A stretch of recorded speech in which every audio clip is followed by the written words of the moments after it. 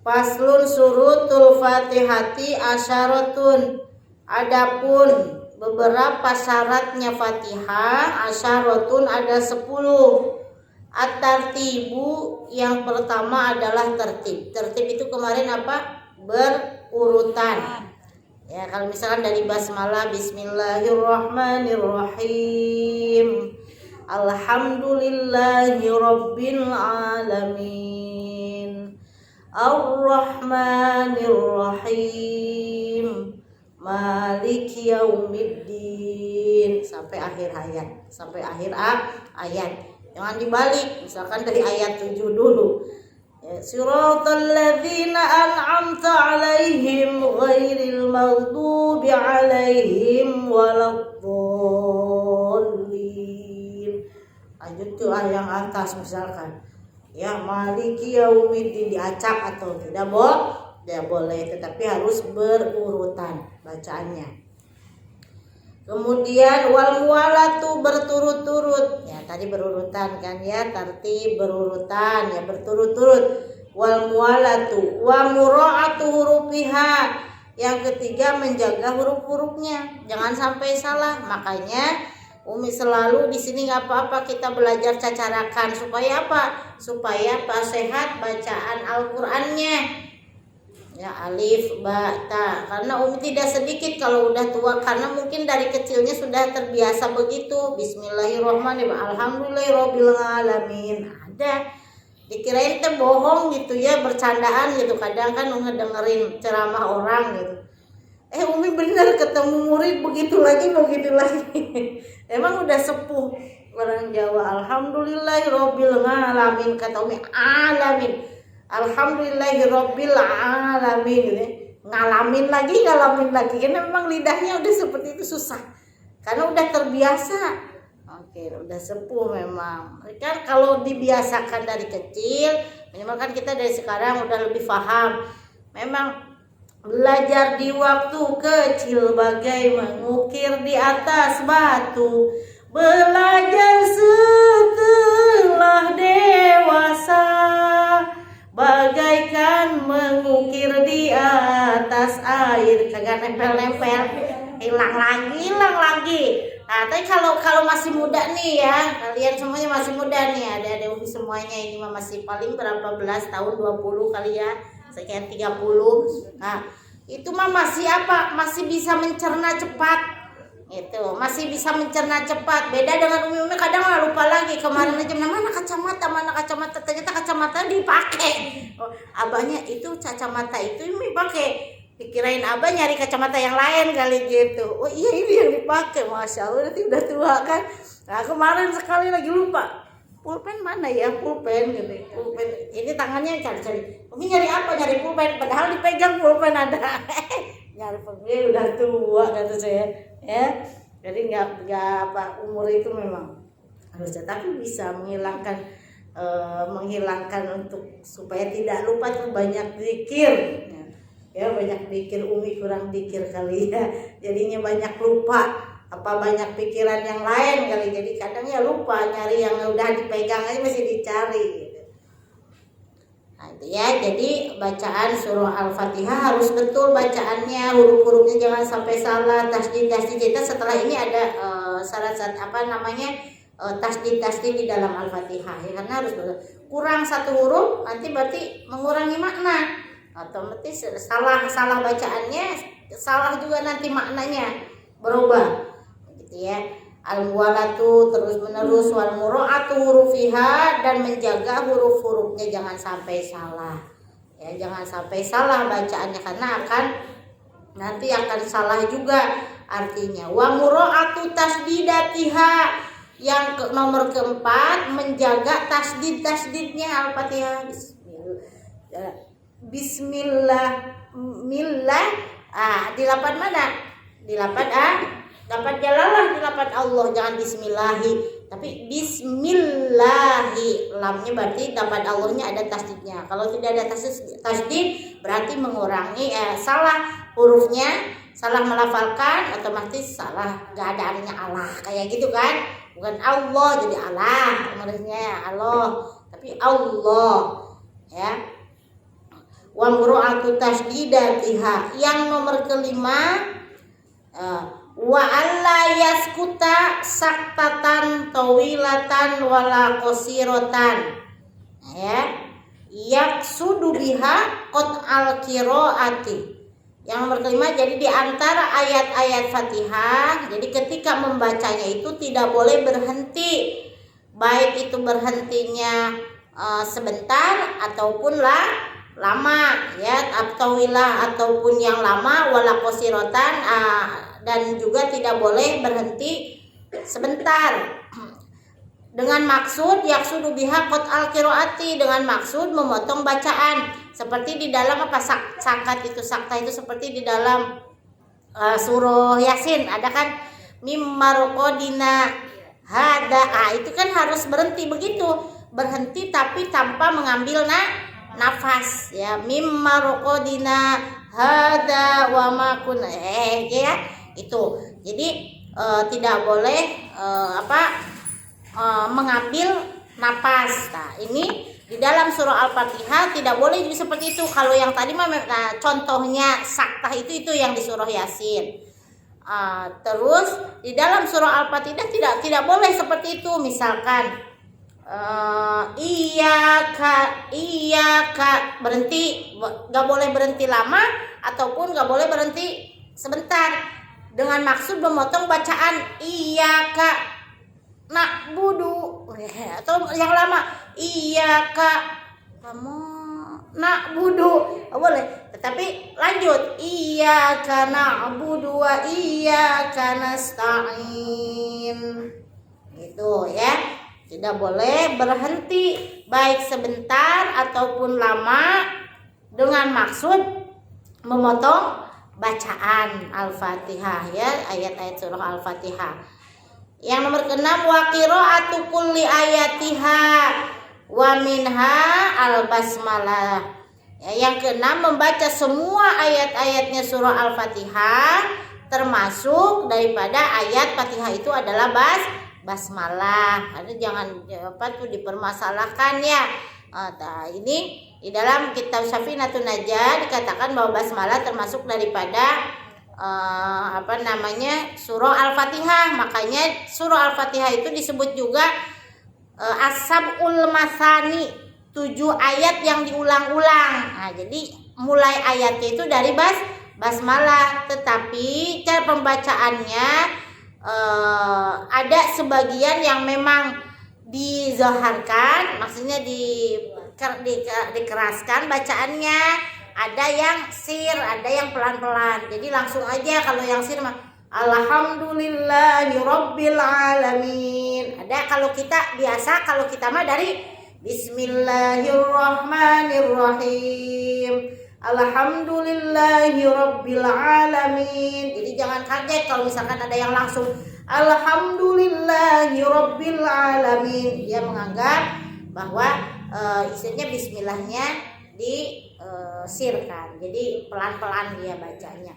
Bahkan dalam satu keterangan, kalau di rakaat yang pertama boleh baca ta'awuz tapi pelan-pelan, ya, untuk sendiri aja gitu, untuk bisa terdengar sendiri kalau sholat sendiri. Di rakaat yang pertama. Untuk rakaat selanjutnya langsung bismillah, ya, karena setiap rakaat, setiap kali kita membaca surah Al-Fatihah, karena surah Al-Fatihah termasuk daripada rukun sholat. Kemarin sudah, ya, sebelumnya rukun sholat. Nah, sekarang baca Al-Fatihahnya bagaimana syaratnya? Nah, ini barusan nomor ke-6, yaitu membaca semua ayat-ayatnya, termasuk dari ayat bismillah. Kemudian wa adamu lahnil muhilli bil makna. Yang nomor ke-7, tidak boleh ada bacaan yang salah. Nggak boleh salah, karena akan mendapat menyebabkan rusaknya makna, ya, akan merusak makna daripada surah Al-Fatihah. Ya, kalau salah bacaan Fatihahnya, maka salah pula nanti artinya, maka sholatnya juga tidak sah. Maka Makanya selalu Umi sampai 3 balikan setiap kali ngaji kan, sengaja itu sambil kita berdoa, sambil kita berlatih melafalkan surah Al-Fatihah. Ya. Kalau nadum apa tuh, kalau anak-anak tuh di masjid juga deh. Mun sholat sorangan hijige mun bener Fatihah. Kan itu kan dulu zaman kecil apa tuh?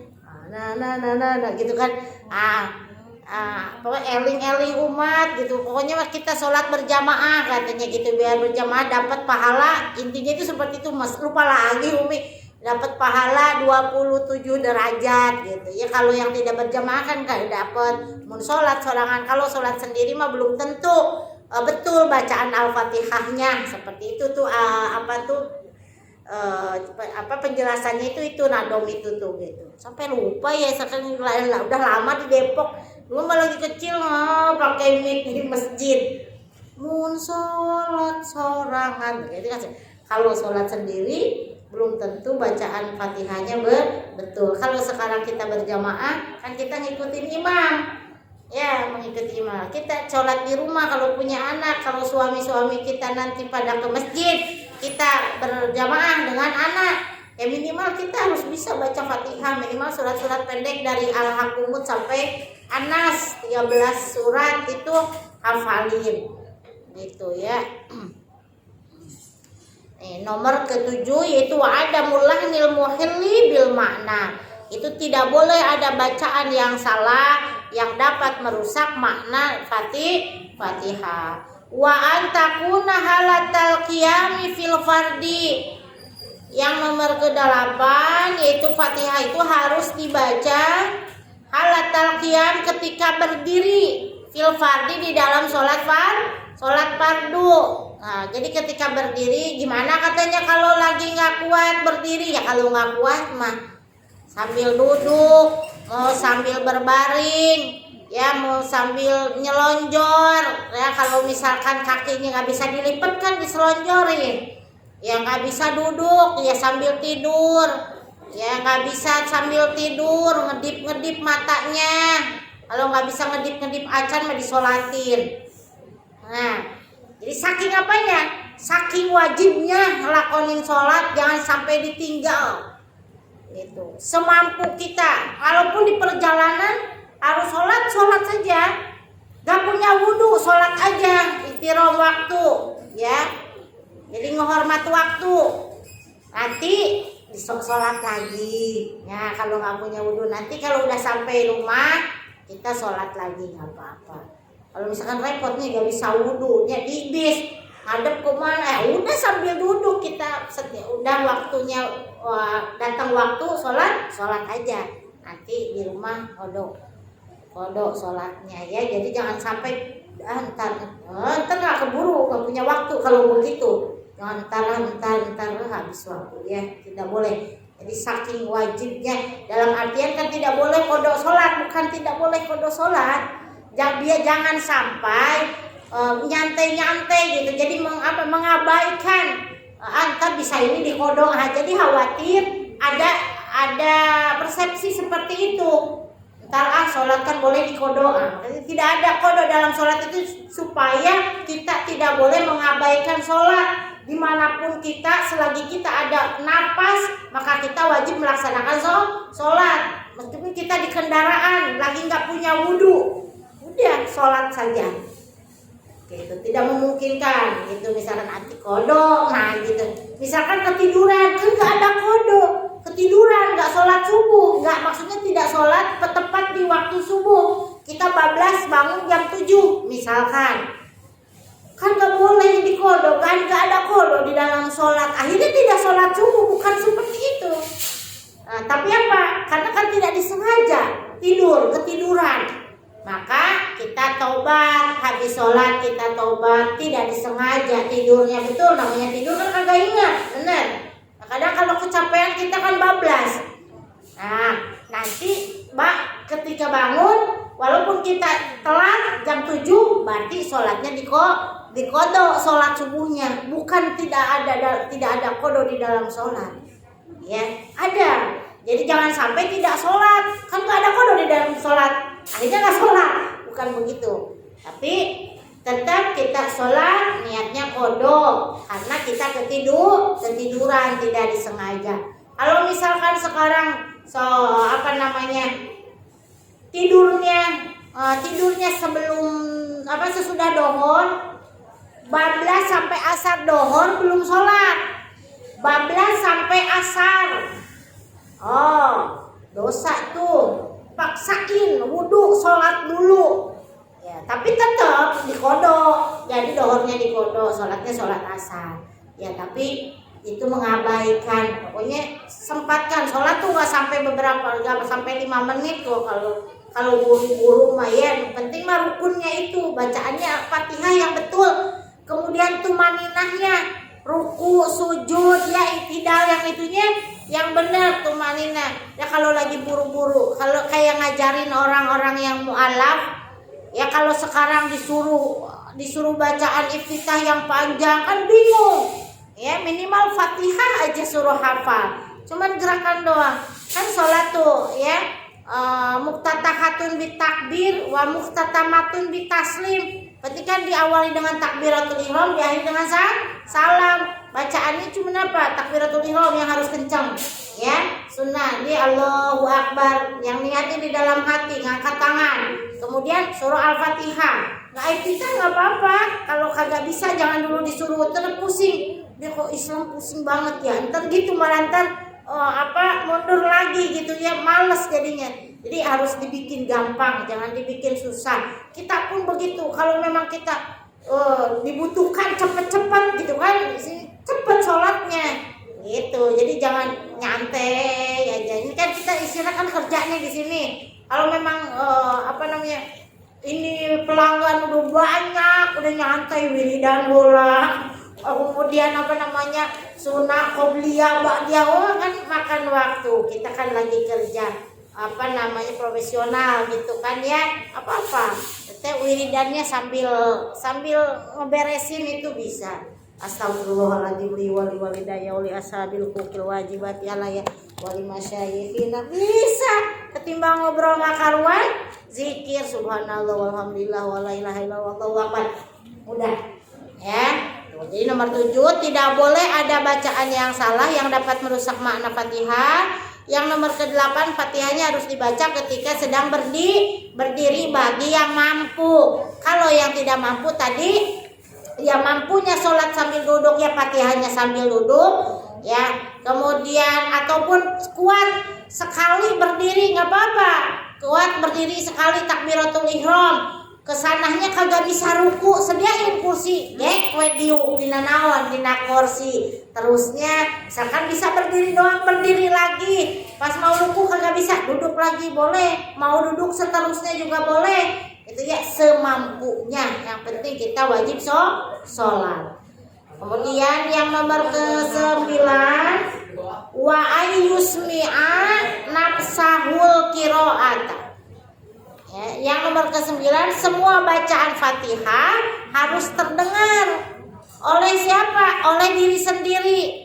Walaupun kita sedang berjamaah, kita dengarkan dulu bacaan Fatihahnya imam, kemudian kita mendengarkan, kemudian kita membaca sendiri dan harus terdengar oleh diri sendiri, oleh telinga sendiri, harus terdengar. Kalau takut apa? Kalau takut ketinggalan bacaan, misalkan imamnya cepat, kenapa ya? Ini kayak masuk obat. Kalau jadi nggak konsen apa tadi? Kalau imam bacanya apa? Bacanya kecepatan, misalkan kita udah di tengah-tengah, itu air putih, ini asem-asem gitu, aku aja pakai. Terus jadi lupa.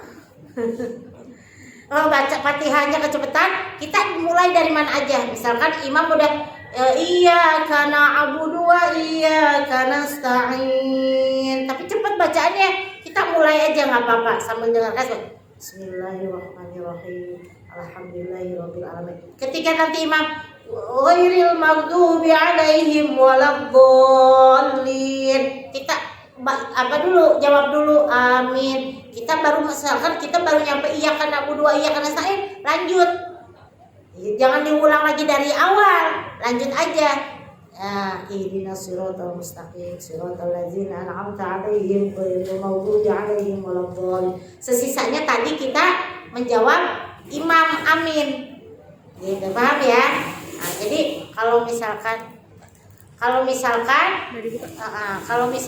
imamnya apa? Kecepatan bacanya. Kalau misalkan imamnya apalagi ayatnya yang apa? Ayatnya biasa, udah tahu misalkan ayat itu yang biasa yang panjang.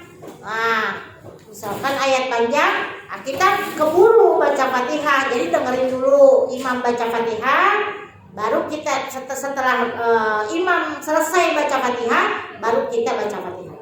Ya, dan harus terdengar oleh sendiri. Gimana yang di belakang paham? Paham ya, Insya Allah. Apa?